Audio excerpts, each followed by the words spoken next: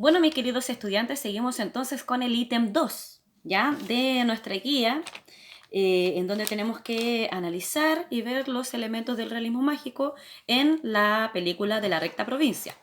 Bien, entonces en el ítem 2 nos dice que investigar por qué La Recta Provincia tiene un contexto de producción cultural real, ¿bien? Bueno, aquí ustedes se van a encontrar de que La Recta Provincia proviene de registros históricos reales que ocurrieron aquí en Chile. Bien, esto fue por el año 1700, allá en Chiloé, bien, en donde ya sabrán ustedes que Chile es tierra, territorio de indígenas. En aquel momento estaba siendo invadido por personas que eran de Europa, ¿ya? Entonces estaban en un momento de resistencia, ¿bien? Entonces llega un cartógrafo, ¿bien? Que se llama José Moraleda, ¿bien? Y él se quería llevar a algunos nativos para Europa. Entonces, en una de las iglesias que están por ahí en Chiloé, ¿ya? Él empieza a juntar a gente para llamar su atención. Él era, se supone, una especie de hechicero de Europa, también. Entonces, y llama a la gente y les dice que observen. Entonces, él viene y se convierte en una especie de ballena, ya, de tonina, pero sin embargo, la gente nativa del lugar lo mira y le dice, sí, está bien, pero aquí también nosotros sabemos hacer ese tipo de cosas, ese tipo de artes. Entonces, este español le dice, pero entonces, muéstrenme, díganme, ¿quiénes son esas personas que realizan este tipo de arte? Entonces viene uno de los nativos y llama a la hechicera Chipila, ¿ya? Bueno, en ese momento ahí en Chiloé vivían huiliches, ¿ya? Y chonos, ¿ya? Entonces llega esta hechicera que mapuche, nativa de aquel tiempo, ¿ya? Y viene y hace unos hechizos frente al mar también, en donde estaban ellos mirando, y comienza a abrir, a separar el mar, y quedan los barcos de este español en seco.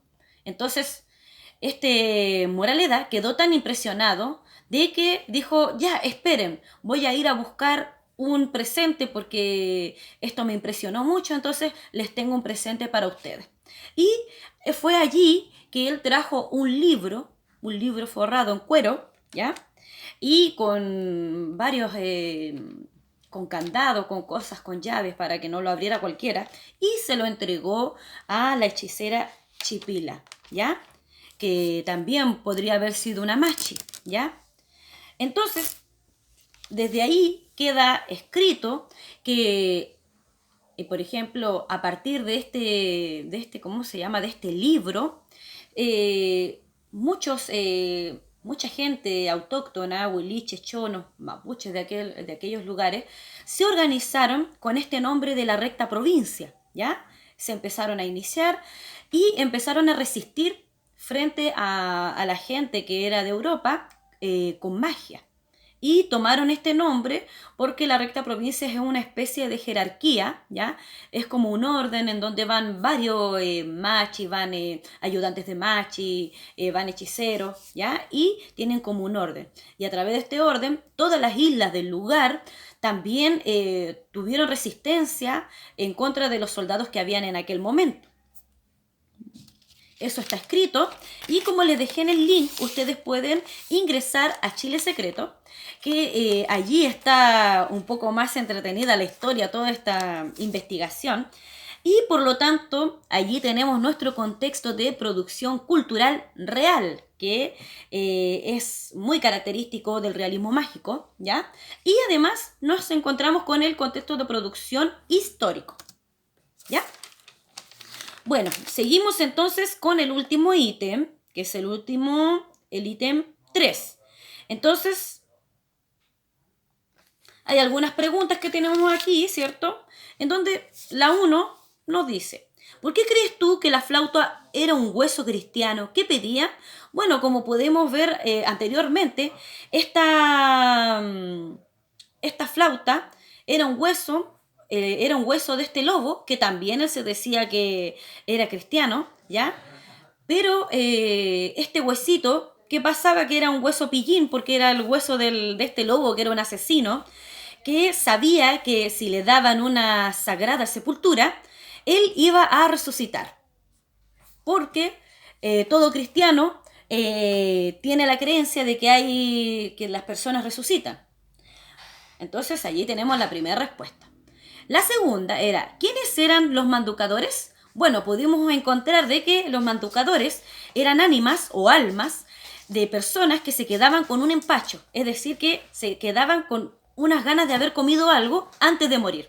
Y si no lo comían, entonces ellos penaban o deambulaban como alma gritando lo que querían. Por eso que al principio sale un alma y dice, ¡aguardiente! Bien, y en la pregunta 3 tenemos, ¿cuántas paradas hicieron Doña Rosalba y Paulino para concretar su misión? Bueno, aquí tenemos bastantes lugares en donde pararon nuestros protagonistas, Doña Rosalba y Paulino, ¿cierto? Entonces, podemos encontrar las más importantes, ¿cierto? En donde fue la casa de la viuda, ¿cierto? También el encuentro con la diableza Belisaria. También cuando empiezan a llegar a las soberanías infernales, en donde se encuentra con el diablo guardián. También se encuentran con la China, ¿cierto? Con una guasita, ¿ya? En donde ella se supone que era la misma viuda, vestida de guasita, y allí se desmaya Paulino. Se pierden un ratito estos dos personajes que se supone que durante toda la historia estuvieron juntos, ¿ya? Y después llega la diableza Belisaria y lo despierta, ¿cierto? También tenemos cuando entran a la casa de uno de los Juanes, ¿cierto? Que habían varias generaciones de Juanes que habían muerto. Y de repente Juan está conversando con la muerte, ¿cierto? Y hace una mentira ahí la muerte, en donde dice que era el alma de los huesos, ¿ya? Pero no era nada, ¿cierto? También tenemos el encuentro con la diabla que vende el agua del olvido. Y tenemos la otra parada en donde también se encontraron con una de las memorillas, ¿cierto? Que hace que vuelva a la memoria Rosalba y Paulino, porque como habían tomado el agua del olvido, se les había olvidado todo, entonces la memorilla los ayuda. Por último, también se encuentran con Jesucristo, ¿ya? Que los saca del sueño, en donde está sumergida Rosalba con ese amor del pasado, ¿cierto? Y finalmente la última parada es con la Virgen, en donde ella ya les muestra todo lo que va a pasar y que mejor no sigan buscando los demás huesitos de esta flauta que habla, que necesitaba sagrada sepultura.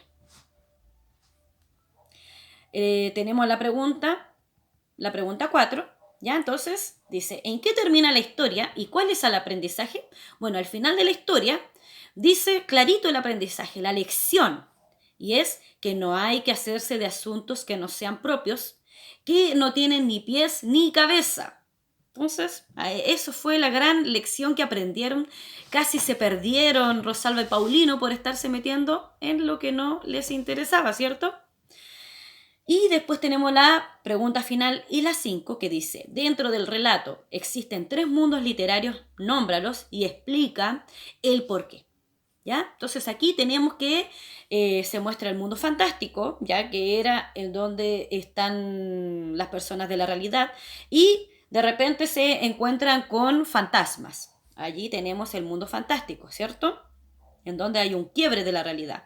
También tenemos el mundo onírico, porque también surge en esta película que se muestra el mundo de los sueños cuando Paulino de repente comienza a dormir y se ve a sí mismo parado y se ve durmiendo también Ahí se muestra claramente el mundo de los sueños y también tenemos el mundo legendario, ya que la película completa se basa en distintas leyendas del campo chileno, también hay una mezcla de otros cuentos de otros lugares, ¿ya? Recordemos que también aquí hay una mezcla de muchos cuentos que son ficticios, ¿ya? No es que todo sea tal cual como sale en la película.